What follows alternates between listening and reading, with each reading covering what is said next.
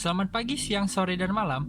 Perkenalkan, nama saya Tommy Sanjaya, nomor induk mahasiswa 1911075, berasal dari kelompok 5 yang beranggotakan saya sendiri, Tommy Sanjaya, yang kedua adalah M. Reza Pratama, ketiga Victor Halim, yang keempat adalah Revina Cindy, dan yang kelima adalah Mevila Julinar.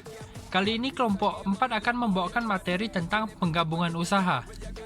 Oke, pengertian dari penggabungan usaha. Penggabungan usaha adalah pengembangan atau perluasan perusahaan dengan cara menyatukan perusahaan dengan satu atau lebih perusahaan lain untuk menjadi satu kesatuan ekonomi.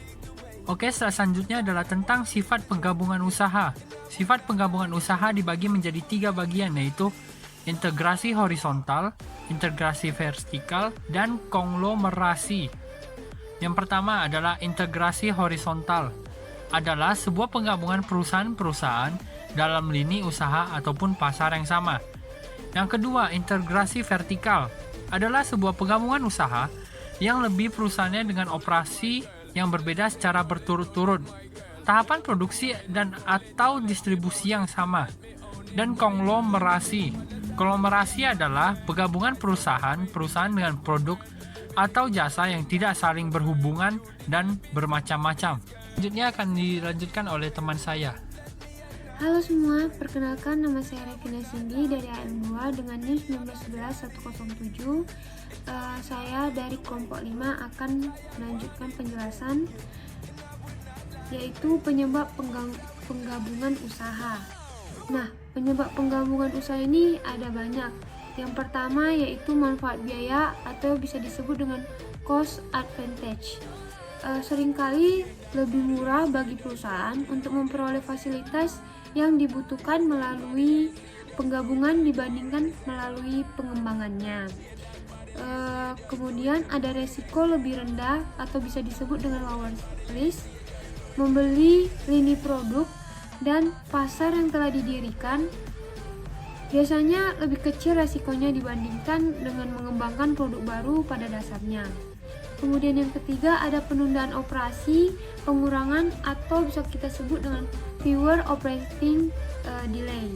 Fasilitas pabrik yang diperoleh melalui penggabungan usaha dapat diharapkan untuk segera beroperasi dan memenuhi peraturan yang berhubungan dengan lingkungan dan peraturan pemerintah yang lainnya.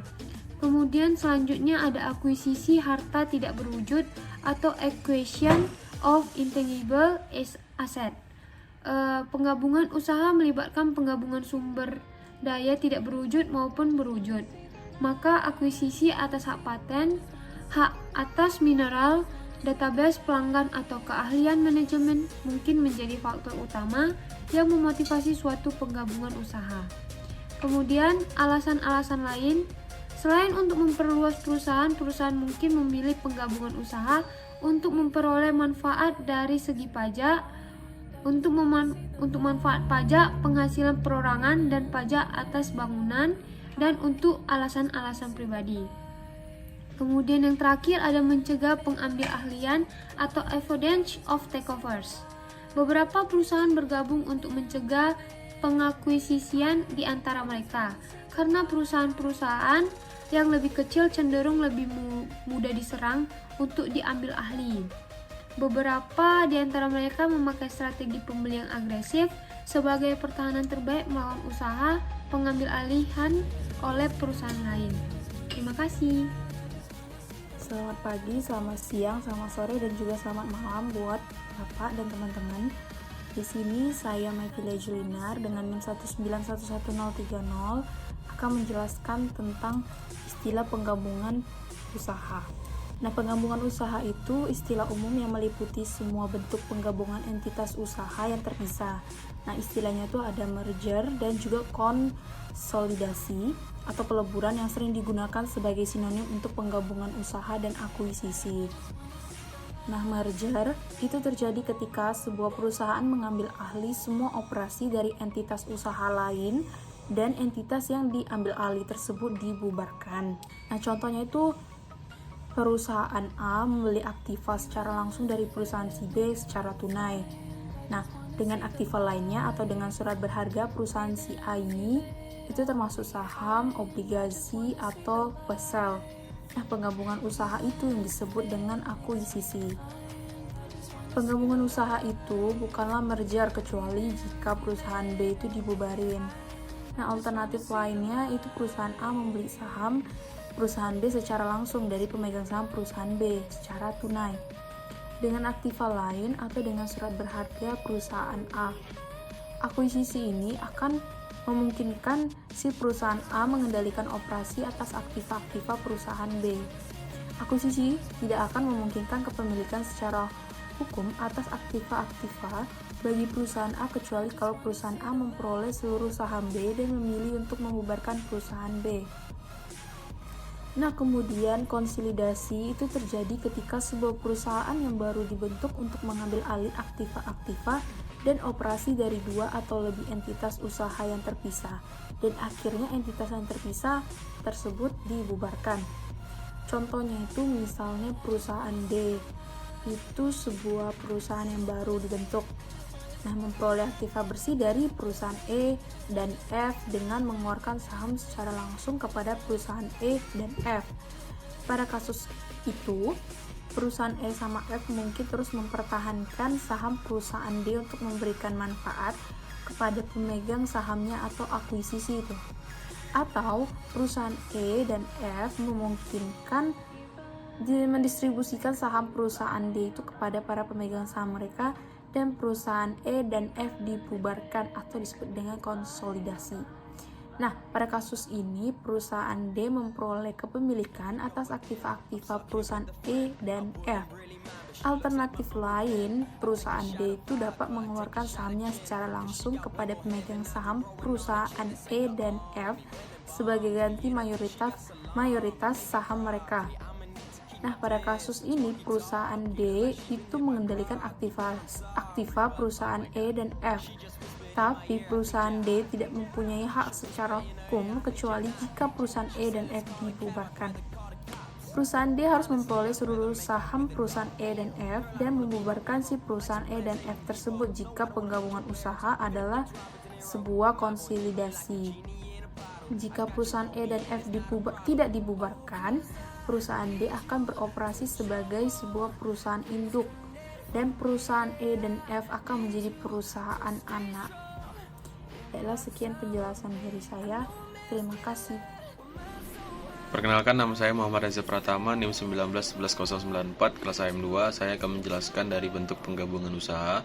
Yang pertama, trust, peleburan beberapa badan usaha menjadi sebuah perusahaan yang baru, sehingga diperoleh kekuasaan yang besar dan monopoli. Yang kedua, kartel, bentuk kerjasama antara beberapa perusahaan yang bergerak dalam bidang usaha yang sama dengan tujuan untuk meningkatkan keuntungan, memperkecil kondisi persaingan, dan memperluas atau menguasai pasar. Yang ketiga, holding company, suatu PT yang besar yang menguasai sebagian besar share atau saham perusahaan lainnya. Meskipun secara yuridis badan usaha yang dikuasai tetap berdiri sendiri, namun diatur dan dijalankan sesuai dengan kebijakan PT yang menguasai. Yang keempat, concern. Sebenarnya concern sama halnya dengan holding company, yakni memiliki sebagian besar saham-saham dari beberapa badan usaha. Yang kelima, corner dan ring. Penggabungan beberapa badan usaha yang tujuan mencari keuntungan besar dengan cara menguasai penawaran barang untuk memperoleh monopoli dan menaikkan harga. Yang keenam, sindikat. Kerjasama sementara oleh beberapa badan usaha untuk menjual atau mengerjakan suatu proses produksi. Yang ketujuh, joint venture.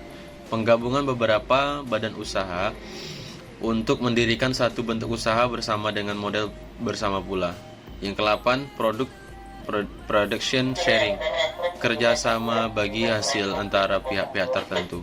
Yang terakhir ialah waralaba atau franchise, sistem usaha yang tidak memakai modal sendiri. Artinya, untuk membuka gerai waralaba cukup dengan menggunakan modal milik investor lain. Terima kasih.